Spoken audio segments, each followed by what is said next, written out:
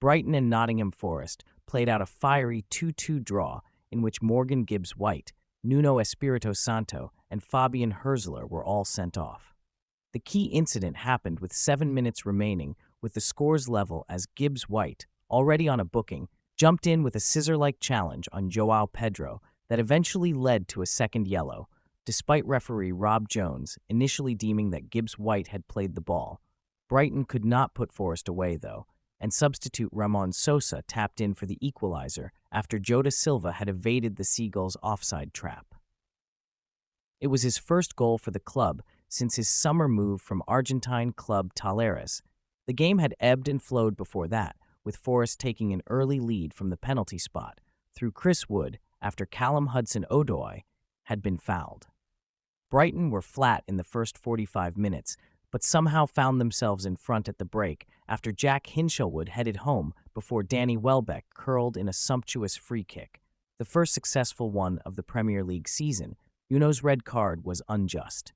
Nottingham Forest assistant Rui Pedro Silva told Sky Sports, "I'm not able to judge at the moment. The referee had a good view. Anthony Taylor was close to the situation. In this moment, it was a very good game." He added in his press conference, "It was a fair and good tackle, not justifying a second yellow card. I think the referees took their time. It's not bad if they take their time. Anthony had a point of view. I didn't hear nothing from the mouth of Nuno that justified a red card. We were upset with the tackle." Brighton coach Andrew Crofts told Sky Sports, "The tackle on João Pedro looked like it wasn't a great tackle. We were upset with it. The reaction is to see what the referee does. After that, I didn't see it too much because I was communicating with a player. The next thing I saw was the red cards to the managers and obviously the player. João took a nasty hit. Hopefully he's okay. We are bitterly disappointed not to get 3 points. At the same time, you have to finish the game well and get over the line. We created enough chances to definitely win the game. They had very little. That's maybe why we're frustrated, and maybe tempers were frayed because of that.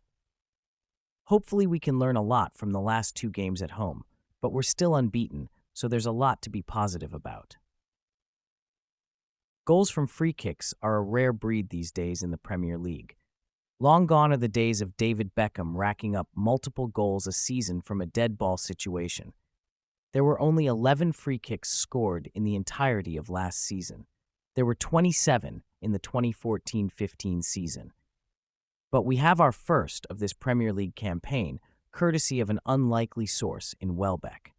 It was not exactly a Premier League classic, despite at first glance it looking quite aesthetically pleasing. The blame was firmly at Matt Sell's door.